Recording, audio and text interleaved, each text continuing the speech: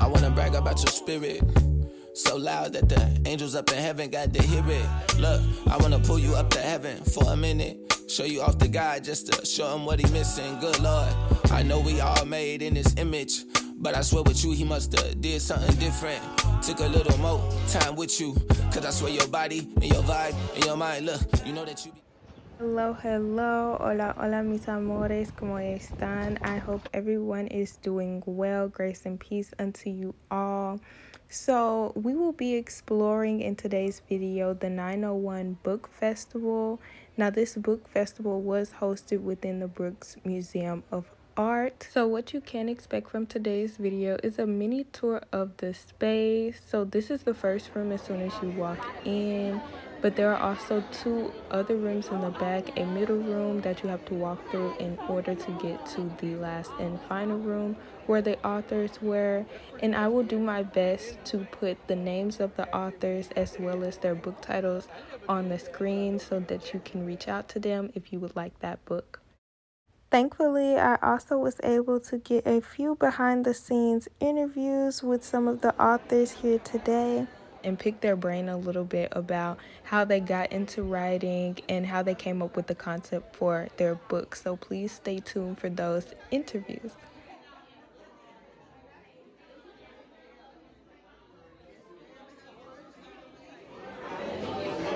So this is her book, To Capture a Heart. Do you mind pronouncing your name for us? Zoe Abia Harris. All right. And what inspired this book? So I'm not sure exactly specifically what inspired this one, but I do know that any book I write, I kind of think of any other younger or young adult black girl. Because when I grew up, or at least in the area where I grew up, I feel like I didn't have representation in certain books. And so when I realized that I could kind of write a book, basically, I can put what I'm looking for inside of the book that I'm writing.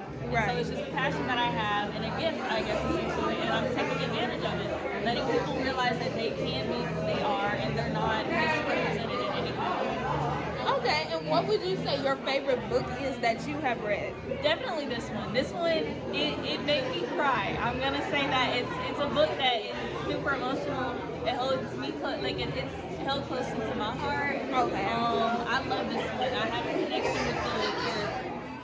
So many people actually asked me after I went to this event, like, how did I find out about it, especially since I don't have Instagram or TikTok. And like I find all my events, y'all, I check Eventbrite almost every day. And I was so happy to see that this event was actually hosted by Cynthia Daniels and her team, because she's a pretty trustworthy event planner here in the city of Memphis. So I find myself at all of her events. Okay, so I was looking at this cover. So are you saying is the artist's name poetically enigmatic? That is a writer's name? Yes. Okay. So you wrote these? Okay. Do you mind if I record? Okay. I was just going to record to ask you, like, what inspired you to write this one? Okay. I'm ready. What inspired me was just everyday life. Being inspired by music. I'm a big music fan, so listening to music. That's why I have a playlist as well of this. So it goes along with the book as well. Okay, so while you guys are watching this video, go ahead and scroll down to the comment section and leave me your favorite book and or author that you see from this video. Or we can just have a book related conversation. Tell me what book you're reading right now or your favorite book in general. Mine is Moonrise Over New Jessup by Jamila Minix. I'm supposed to be making a video, and every time I go to a table, I forget to record the person. That's okay. Okay. So could you tell me the reason why you decided to write this? Yes, I definitely will. So, like I said, the book is called All By Myself, and it's about my youngest niece. And I wanted her to be able to have something that represented her, because growing up I didn't really have too much that kind of looked like me and representation of myself. So I also wanted her to have a savings fund that she could have and kind of create generational wealth for her and her family growing up. And how long have you been writing? So I have been officially writing since like 2023, but I've definitely been writing since I was a young child. You know, back when we had like dial-up on the computer, and you had to wait for like the phone to stop ringing so that you could continue on with the internet. But so currently I'm doing children's books, but I'm hoping to start like a pen name and have like books for older people as well too. But this is my current one that's out right now, and then I've got a second one for my second niece, hopefully coming out soon. More of the royalties and like more of the sale like proceeds as opposed to traditional publishing. And then in traditional publishing, they take on the cost on the front end of printing it and doing all that. Which is what you have to do self-publishing. You have to take the cost on yourself. So traditional publishing, you don't have to do that. But then at the end, if your book sells for $18, you might not get like but a couple dollars out of it, right? So it just depends on what their goals are as a writer. Also, I love mixing and mingling art forms, literary arts in the form of books, mixing and mingling with visual arts in an art museum. Chef's kiss. So these are my books. They're part of a trilogy. So this is the first one, this is the second, and this is the third. And it all follows the story of Bryce Artist. And he's an affluent young man from an affluent family, black family. And the way that they've held on to their wealth is through arranging marriages. Okay? They're married for money and American power. And there's a contingency on his inheritance, his birthright, all of that if he has to marry the woman that his parents selected for him. But if he doesn't get anything. The issue is he does not like her. He hates her. And he has his eyes set on someone else. So in the midst of him rebelling, all of these secrets about the previous arranged marriages, including his parents, start to come out. It is romance. It's erotic. Definitely not for children. Okay. Okay, wonderful. And what inspired you to write these books? Funny because when I wrote it, I was listening to Jay-Z's album 444 and I was listening to the song Legacy.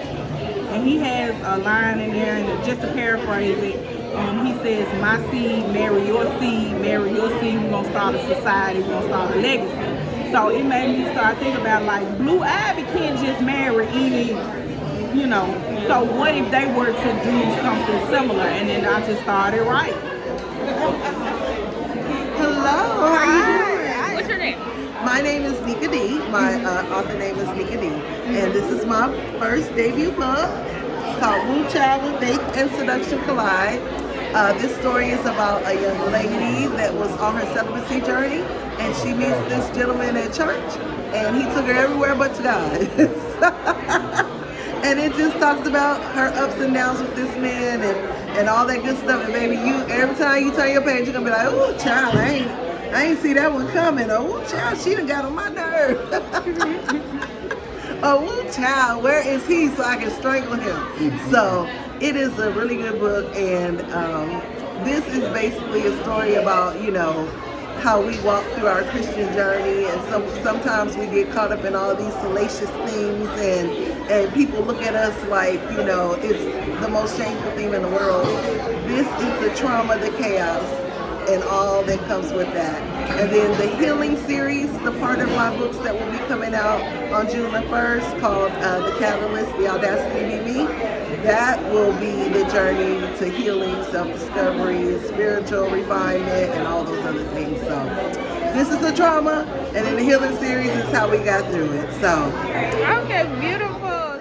Alright, so here is the gift shop / little cafe area. It was super cute inside, and you can even sit down, have a book related conversation. Overall, I think this was a great event. I don't think I've ever been to an event like this here in the city. What I will say is the space was a little bit tight. While we all could fit in the space, I wouldn't say that we fit comfortably in the space. But overall, great event, and I do recognize all the many challenges that they have had while planning. I know it was originally supposed to be at IKEA, however, I think IKEA is being shut down. And then with the weather, this was a very windy day. We were actually on tornado watch, so they had to find somewhere indoors for us. So overall, with those things in mind, I think this was a great event, and I can't wait to come back next year. Okay, so we just finished walking around the 901 Book Festival. Wonderful, wonderful. Of course, I did not buy anything. However, what I did do was go around to some tables, and I recorded their testimonies of how they got into writing and the summary of their book, so that you guys can know and that you can support them. They were mostly Black authors, of course, local, so from Memphis, so that will be good to know. And also, when it comes to the book festival, I am on a no book buy right now. I need to be supporting my local library. I have a library card for a reason, and I have so many books at home that I haven't read yet.